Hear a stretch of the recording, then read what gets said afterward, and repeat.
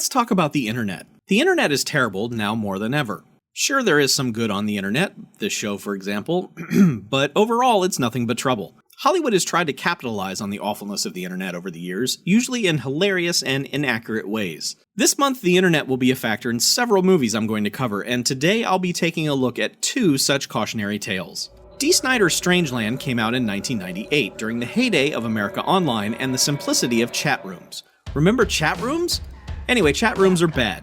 Very bad. D. Snyder plays Captain Howdy, which is an Exorcist reference if you're keeping score. Captain Howdy likes chat rooms. He likes going into chat rooms and pretending he's someone he's not in order to lure young people to his house. Once there, he tortures them with extreme body modifications and endless fucking speeches. We live in a world filled with people wearing middle-aged bodies, yet they stumble to a crawl with their childlike minds. Seriously, Captain Howdy talks way too much.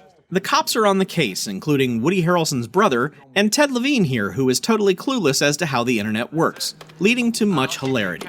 Gotta admit, it's interesting to see Ted Levine playing against type as a good guy. Also, this isn't actually Ted Levine, which confused the hell out of me when the end credits rolled. It's actually an actor named Kevin Gage. But, I mean, I'm watching Ted Levine walk through this nightclub with a WTF expression on his face, and I'm like, this is some brilliant acting, because come on, Ted Levine, you've seen some shit, this shouldn't surprise you. But again, it's not Ted Levine. I was really thrown by this, in case you couldn't tell. Howdy is caught at the end of the first act, but because this is a 90s movie that pretends that progressive psychiatrists wield all the power in the universe, he's sent to a hospital, rehabilitated, and then released. In all honesty though, the rehabilitation seems to have worked, except that he still talks too much. However, the townsfolk are having none of this, and when a mob forms to give Captain Howdy some much-needed local justice, it's led by Robert Englund. And it should be said that casting Freddy Krueger as the guy who leads a mob to destroy a local serial killer is just a little too on the nose. Essentially, they bully and torture Captain Howdy into becoming Captain Howdy again, and the cops have to deal with it again. Strangeland is, well, strange. It's directed decently, but without any sense of style, which is what something like this desperately needed. All of the visuals are very straightforward and matter-of-fact. The script, written by Snyder himself, gives the villain entirely too much to say, which negates any menace the character is supposed to have. They've made up Snyder to be a pretty scary-looking dude, but then he starts waxing philosophical about this and that, and you realize he's just an idiot wearing big boots. The structure, though, is its weakest point. You don't need the whole catch-and-release part of the plot at all, but Ted Levine is pretty good here, even though it's not Ted Levine. Now, we move forward on the internet timeline to 2002, when no one knew what the hell to do exactly with the internet. Case in point, Feardotcom, a movie that, unlike Strangeland, is dripping with attempts at style, but none of them matter. It's also a movie that has no idea how the internet works. However, it wants us to know that if you use the internet, you'll die 48 hours later.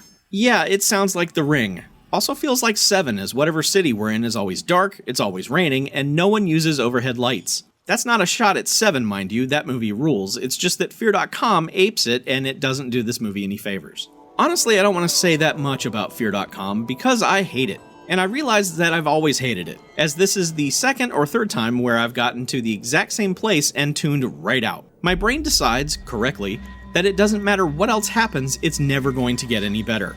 It starts terribly and never recovers. But if you desperately need to know what it's about, fine. Basically, there's a website called Feardotcom.com, which, God, that's stupid. And it's because they couldn't get the rights to regular-ass Fear.com when they started production. If you go to Feardotcom.com, stuff happens. And you get hit in the eye with a beach ball or something, and then an albino child will eventually kill you with bugs or cars, or jerky internet flash animation, or whatever spooky shit came up in the random horror generator they ran this script through. This is all because Stephen Ray killed someone, and it's one of those movies where the ghost wants you to solve its ghost mystery, or else it'll keep ghost killing. It's goddamn trash.